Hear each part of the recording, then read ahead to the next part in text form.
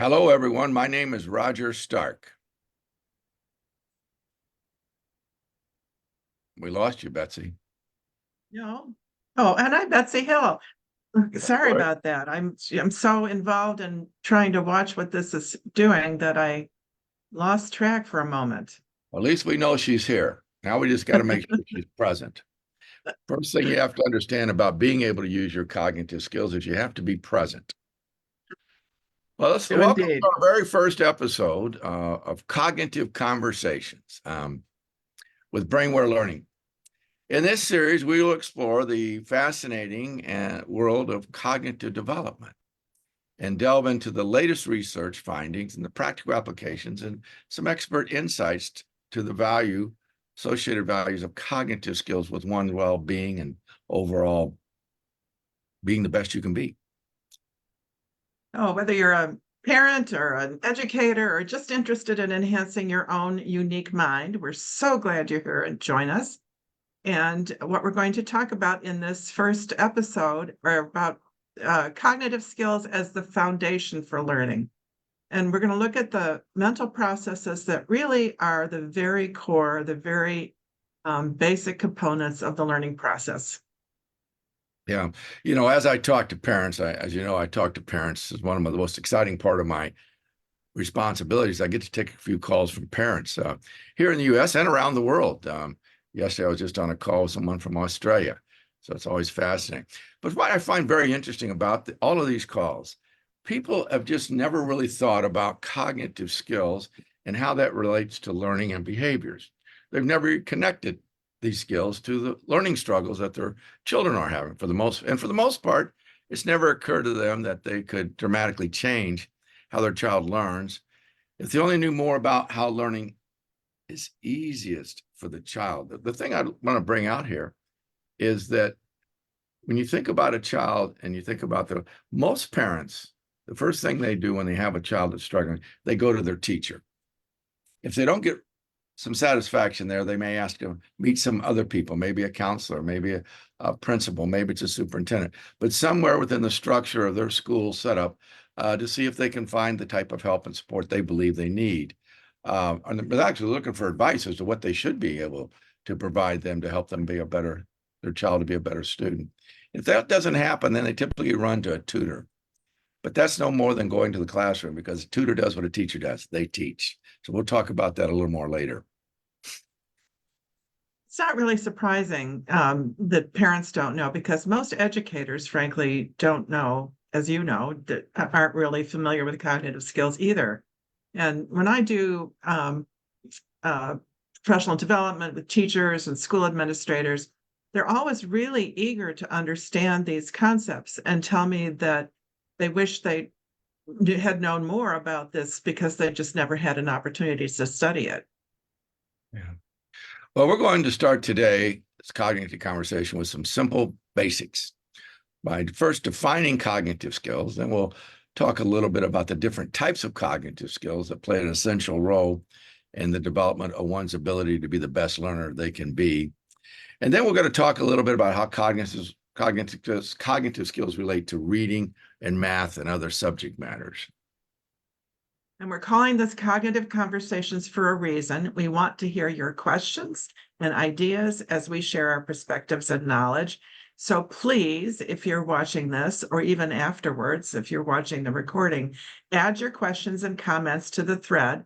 We'll answer as many as we can during today's session. If we can't get to all of them, we will provide some responses and get back to you later. Great. Well, let's go ahead and dig in. Let's talk about these skills. Now, let's see. Here we go. I'm going to kick the next section. Okay. Well, what we can talk about is I got a computer. cognitive skills are the mental processes our brains use to take in, make sense of, organize, store, retrieve, and apply information. So they're processes, many of these are familiar everyday words that we use, like attention, whether we can hold information in our minds or visual and auditory information that is coming into our brains and our ability to combine it into a single experience. how we can respond to an incoming stimulus or retain and recognize something visual when we see it. And the skills that we refer to as foundational are processes that happen at a non-conscious level. They just happen in our brains. We don't even think about them. They're occurring in fractions of a second. You're taking in the information that we're talking about right now. So our brains take it in and recognize it before we even are conscious of it. Yeah.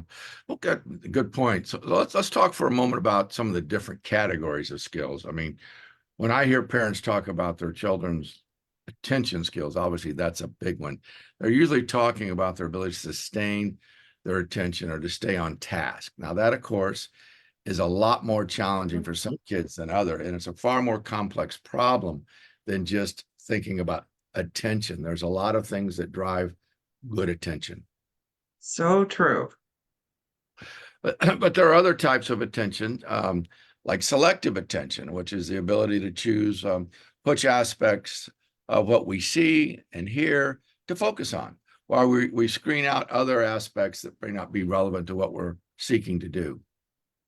And that it's the selective attention, screening out those distractions is the primary issue for many kids, especially those with ADHD, ADD. They can sustain their focus, but when as long as they're sort of in a situation where they're not being bombarded by other distractions, but screening out distractions can be a real challenge, Yeah. as it What was for me when we were getting started today.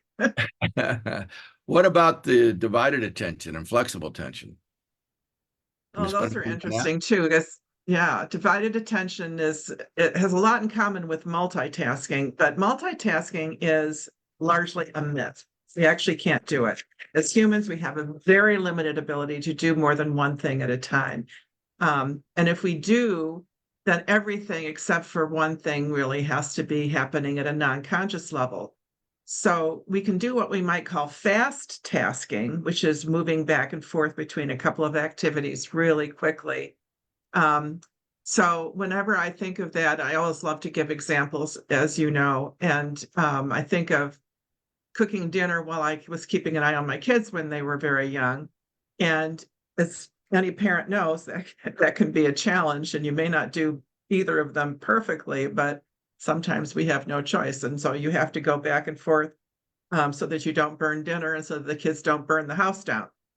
Um, and Yeah, I think when we had someone, I think one of our colleagues, I think our director, that her son tried to burn the house down.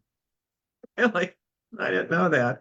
I was in the bathroom, So burn it down. And he didn't do it on purpose, but it got out of control, I guess. well, I know somebody else's daughter set off fireworks in the bathroom too. So Yeah. uh, anyway, Well, at this, so go yeah, ahead. go ahead, Roger. Okay. At this point, I imagine that the folks who are listening to us right now are wondering if there's a way to organize how we think about cognitive skills. So I'd like for us to take a moment and share a chart, if we will, Betsy, if you share that chart that we developed in a way of conceptualizing the relationships among cognitive skills and between cognitive skills and learning and higher order skills. Yeah, here's our chart. Okay, as we look at the chart, let's take a look, go to the bottom. Um, Actually, the way I like to talk about it is I like to start at the top, for me. Um, Let's start at the top then. okay, the top is where what everybody wants. You want strong academic attainment. You want a strong workforce and a strong opportunity to participate in the workforce and be able to drive as much income for yourself as you possibly can and your family, and then safety and health. And that's what everybody wants right there. Now, the second line is where school focuses: STEM, reading, writing, things of that nature, and then SEL. They spend a lot of time on SEL. And that's their primary drivers to achieve the top line. It's all about instruction, because all of that line is about instruction. I always like to say in education, everything's a nail and every solution's a hammer. A nail's called instruction, the hammer's called the teacher. We'll teach more, we'll teach less, we'll teach differently. It's all about teaching methodologies. And that's where a lot of people get confused in education. I think education's about, school's about learning. No, school's about teaching. It's about learning for the top third of our children because they understand exactly what's being presented to them. It is for those. But for those that learn differently, which is about 7 out of 10, it's not so much about learning. Now, we work at I go to the very bottom. So if something's not working on that second line, it's these higher order executive function skills, higher order thinking, higher executive functions, and the foundational cognitive skills. Those 3 areas is where we focus, is those 3 areas. As a superintendent said to me one time, Roger, the problem in education, we spend all of our time watering the leaves and we never water the roots. And the roots is the child and what is their capacity for learning. So that's kind of give you an organization. That's where we work. BrainWare is all about the learning and the how. School's about the teaching and the what. All right, so if we build up, if we go back down to that foundation, and I often hear you talk about this, it's like the foundation for a house. And we know what happens if you don't have a strong foundation for a house. The house will not stand up and won't be strong. And so at the very first base here are some of the skills that we've just been talking about. Their attention and visual and auditory processing and processing speed and how we can put those things together, actually integrate those into a single experience. And all of that happens in fractions of a second at a non-conscious level. So if those skills are happening efficiently and accurately, we get a really good start to the learning process because that's what starts it. This is where it all begins. We get that information in, and then we have to do something with it and to enable it to be something that we learn either as a skill or as knowledge. And so those foundational cognitive skills really are what starts it. They're the gatekeepers, if you will, of the learning process. And then the second step up, core executive functions. The term executive functions is getting a lot of attention these days, pun intended, I guess. And these are highly predictive of everything else. And they're essential parts of learning. Of course, the foundational skills are too, but working memory, inhibitory control, and cognitive flexibility are the ways that our brains organize us, keep us on task, allow us to complete our work, and really manage both ourselves and our relationships with other people. Yeah. One of the things that I'd like to make it a point of is these cognitive skills, not only do each of the skills need to be as working as effectively and as efficiently as they can, but they also need to be working together. And at the end of the day, if any one of these skills is not working as effectively and efficiently as they possibly can, then learning will be and behavior will be far more of a struggle than it needs to be. I want to call something out. So when you think about cognitive skills and the practical application, what that means to learning, it's about the student. The student plays a critical role in the learning and teaching process. As you notice, we never talk about teaching and learning. We always talk about learning and teaching. But there's no learning going on. Who really cares about what the teacher's role is? Because the bottom line is this, it's about outcomes. It's all it should be about learning, all about learning. And these are the skills that empower an individual to be able to be an effective learner.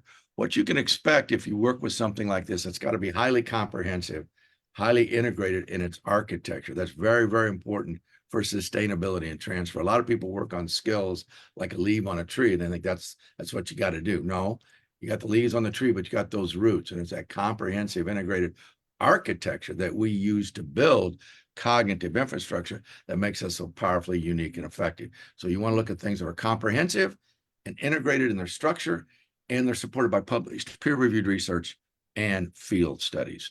Now, if you decide to engage in something of this nature, you can expect a few things. Number one, maybe I'm getting ahead of myself here. So why don't I just slow down a second and you We go were ahead and we were talk. gonna we were gonna try and see if there were any questions. Yeah, right. I yeah, I don't see any questions. Um,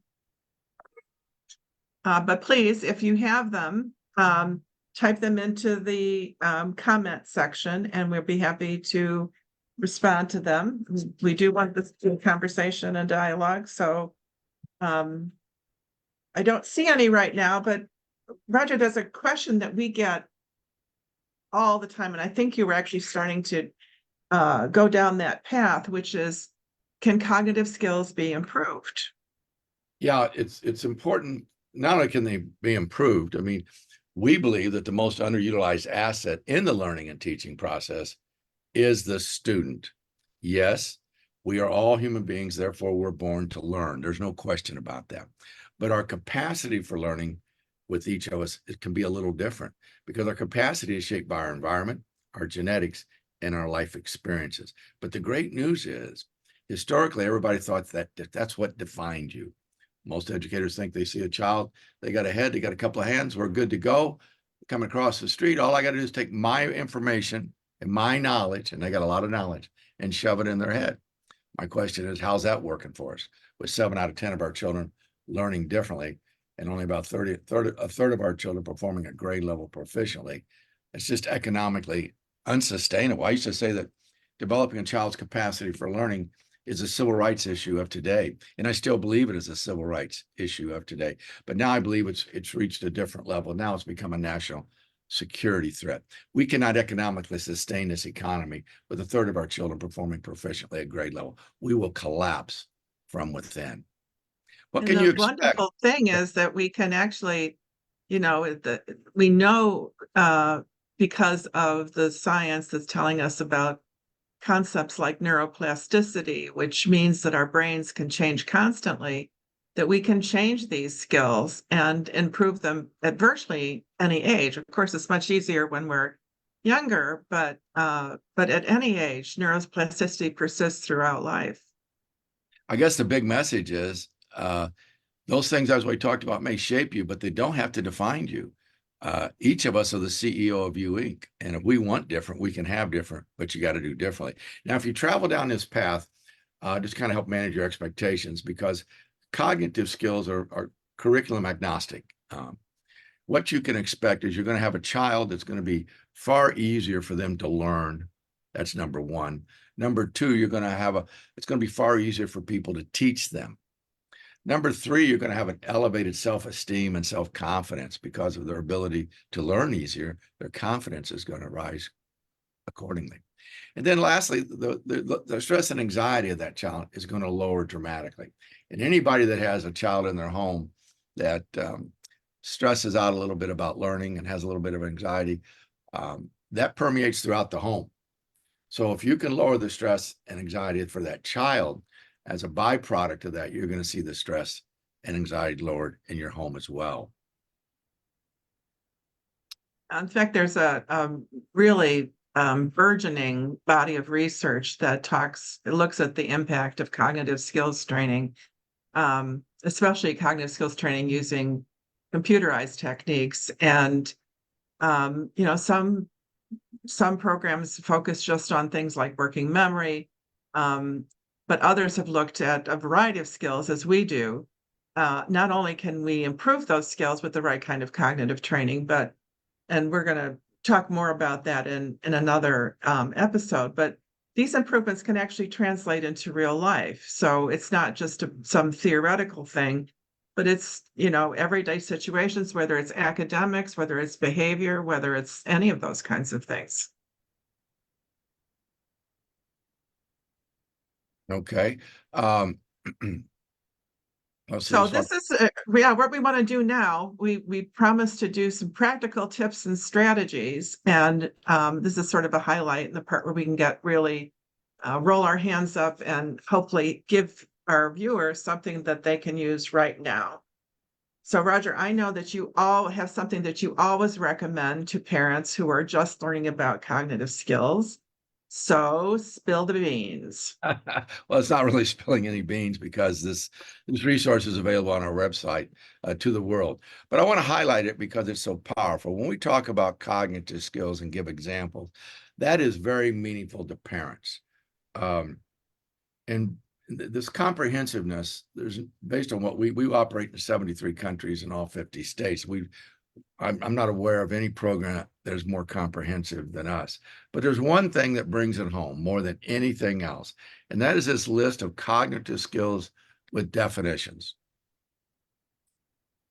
So that's what I'm sharing right now. It's on the screen together, and it starts, as you can see, with attention skills at the top and visual processing skills. And, there are some skills here that my guess is that people may not have paid attention before. And what's really helpful is to think about as you go through this list, and it's on our website, as you can see at the top, mybrainware.com. And you can just search for cognitive skills or cognitive skills definitions, and this is where you'll end up. And it's really helpful to go through and think about your child and their strengths and weaknesses. And some of these may be areas where they're strong. Some of them may be areas where they're not as strong. And some of these may be skills that you've never really thought about before. I was thinking of just a visual figure ground was one I just went past, which has to do with being able to separate an object from its background and see it distinctly. And when I think of, my kids when they were at certain ages where they could walk into a room and maybe their backpack was sitting on a pile of clothes, and they'd say, "Mom, where's my backpack?" Because they just weren't seeing it. It wasn't, jumping out at them. It wasn't something that they could separate from that background information. And so, Roger, when you have people go through this, what do you tell them? Well, the first when I talk to people, based on my experience, I tell them this is the most important time we're going to spend together today. There's nothing we're going to do, and probably on this call today, there's nothing we're going to share with you that's going to be more meaningful than this list. Now, these are lists, as I said, we call cognitive skills, very clinical terms in nature. What we worked very diligently to do is explain the definition of each of these skills as they relate to learning and behavior in the most concise manner with the most common language. You should not skim this. Do not scan this list. You should read it, and you should read every word. Now, no one's trying to test you, but you are mom, you are dad. You know your child better than anybody in the world. So it's about your opinion first. And read through this list very thoughtfully. Take everything else out of your mind. Take everything else out of your mind and just focus on the child you want to be thinking about at the moment. And think about from the day they were born to where they are today. And just think about where you think your child is strong and where you think that your child perhaps could use a little more support. And I think when you come to that conclusion, if there's areas where you need support, you believe, then you immediately should begin to investigate it in a very meaningful way. Now, if everything's rocking out, no issues, and perhaps this is not for you. But most of us do have strengths and weaknesses. And I think most people, probably all people, can improve. I use BrainWare on a regular basis, 3 to 4 times a week, because I understand now that a lot of good science that says you can build cognitive reserve. So I want to look to build as much of that as I possibly can. That's great advice. So what we want to do now, actually, I want to stop. I'm going to keep sharing my screen, but I want to do it a little bit different.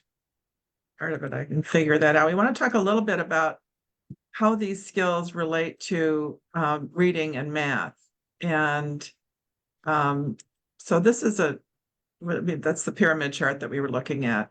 So as we said, these are truly the foundation for learning. And so when we go then and talk about what we often think of as the basics, reading is math or sort of the basics of education. And when educators talk about reading, they typically talk about decoding and fluency and comprehension. So the vocabulary fits in there also somewhere. And these are the skills as they are conceived of and as they are taught in order to have students be able to learn to read. And these are great. These are important skills. We can't be good readers without them. We have to sound out words. We have to figure out what the written word on the page means and sounds like. We have to build up fluency, and then we have to comprehend. Otherwise, reading has no purpose. But as you can see with the little boxes underneath each one, um, there's no decoding part of our brain. In fact, there's a whole bunch of different cognitive processes that have to be happening in order for decoding to be taking place. Attention has to be working, visual discrimination, sequential processing.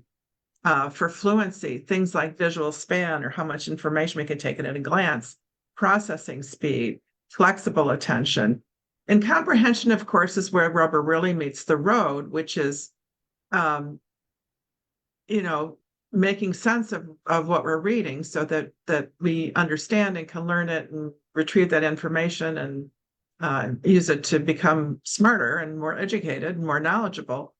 And if you think about what's happening when we're reading, we're taking in pieces of information to our minds, and we're comparing it to what we already know, which is how we create meaning. And that process happens in working memory. Working memory is our only conscious processing. So if working memory is constrained in terms of capacity, or if we're having trouble with some of these other skills here, comprehension is really going to suffer. And we see that a lot where students can build up the ability to read and to read aloud fairly fluently, but are still lacking in comprehension. So we can't just instruct these. We can give good instruction for reading skills and still have them not take and be effective because of underlying cognitive skills. And the same is true for math and even from things like basic counting, problem solving, all the way up through algebra, geometry, calculus, where these skills are absolutely critical in order for us to be able to learn those basics. Even something simple as counting, if you think about how you would count if you're in a room full of people, for example, and you were going to count the people, you have to keep track of which ones you've counted and which you haven't. And that, again, happens in working memory. And of course, these skills that are used for math are also the same ones that are used for reading. We only have one brain. We take it everywhere we go and to every learning experience that we meet up with. Yeah, one of the things that I want to drive home on this when you look at these skills, that what we're really talking about here is the science of learning, how people learn. What school focuses on is the science of teaching. I often say school's about the teaching and the what. BrainWare is about the learning and the how. So the number one responsibility, I think, of every parent, outside of providing a roof over a child's head and providing them food and appropriate medical care, is to empower them with the ability to learn to the optimal capacity of their ability. You want to make sure their learning ability is operating as well as it possibly can. That's the number one thing a parent should focus on, is making sure that learning capacity is developed to the maximum amount that it can be developed. That's so critically important, is to make sure that happens. Now, let's talk about the first thing that most of us as adults do every day. We go to work, we get to decide what we're going to prioritize. We prioritize, I can't say the word. Set priorities, don't we, Roger? Pardon me?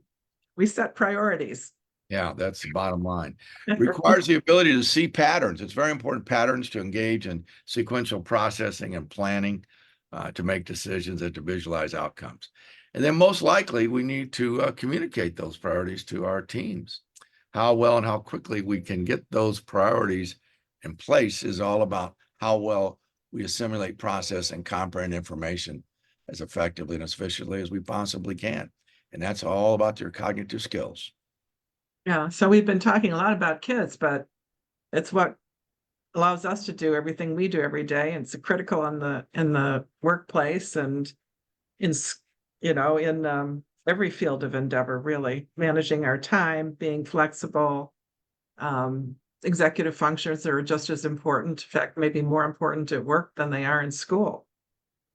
When you talk about that, I think it's important to note that none of these skills are developed in a vacuum. The brain doesn't operate as independent silos. The brain is a highly comprehensive, integrated systemic organ.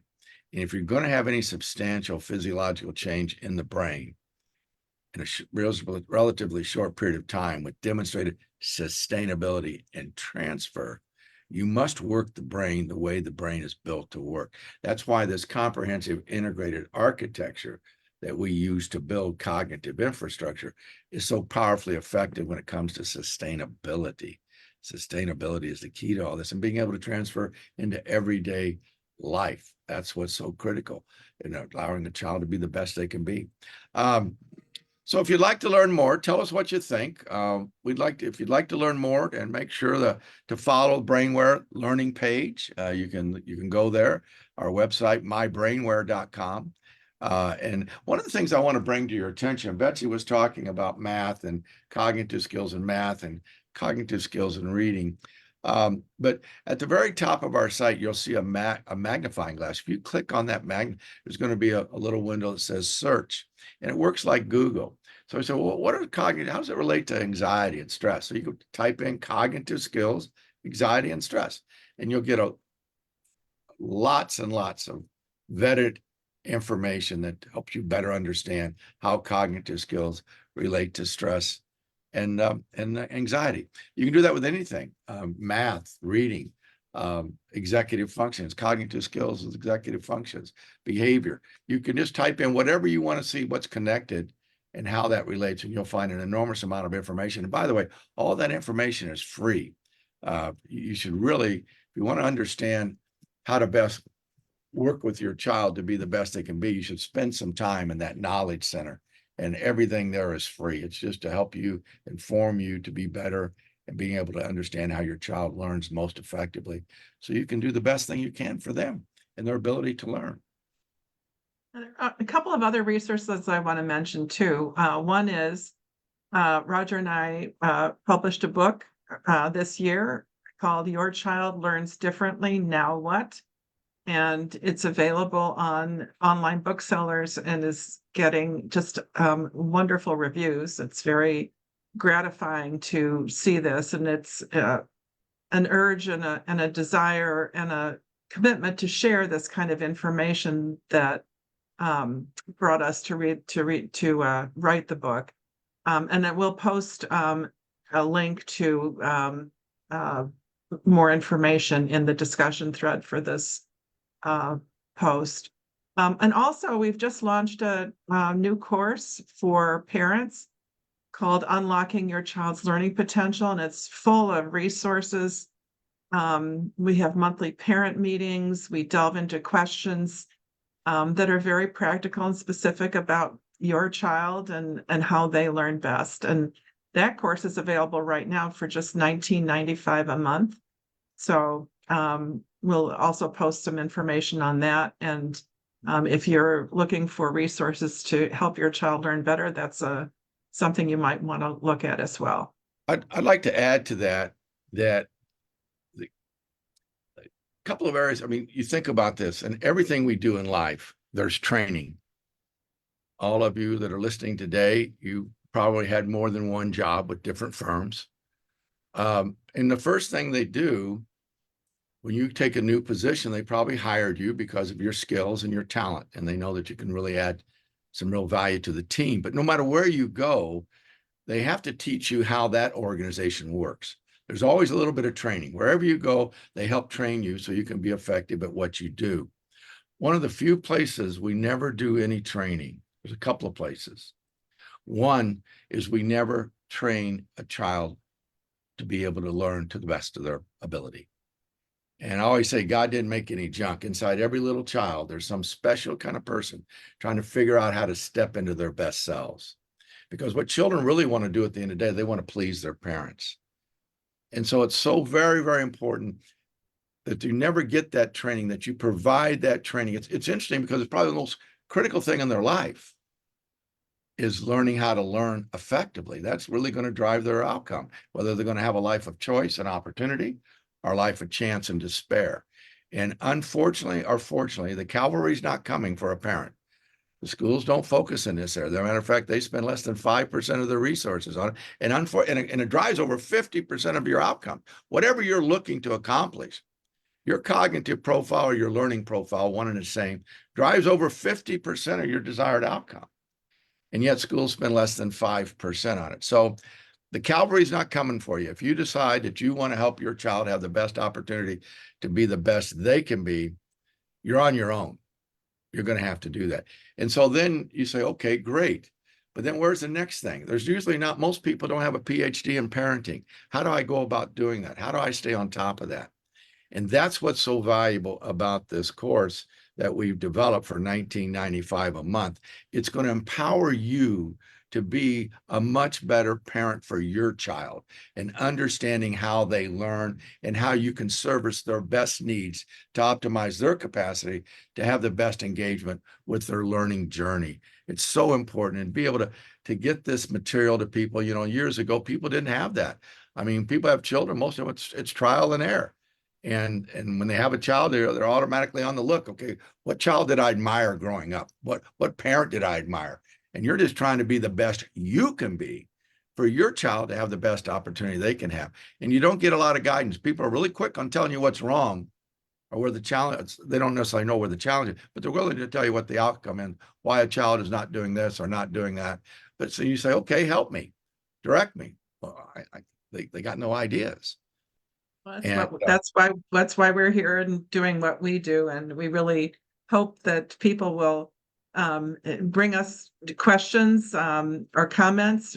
The unasked question can't be answered, and we would love to be able to respond to questions that come up about everything we've been talking about today, the basics of cognitive skills and why they're so important and how they really form the core of learning. and So we're going to you wrap up at this point. Roger, you want to say a couple uh, last words? just a couple of last words. You, as we can message us, you can reach us online if you choose to do so. Also, myself, I and Betsy, we're both on LinkedIn. If you want to reach out, and we've always got lots of good information there. If you'd like to know more about us or the company, participating on LinkedIn can be a resource for you as well. So reach Or you out, can connect to message us. us. Mhm. Yeah, Or absolutely. message us on the Facebook page, either place. So keep those neurons sparking and have a great week. God bless you. Thank you for your time, people.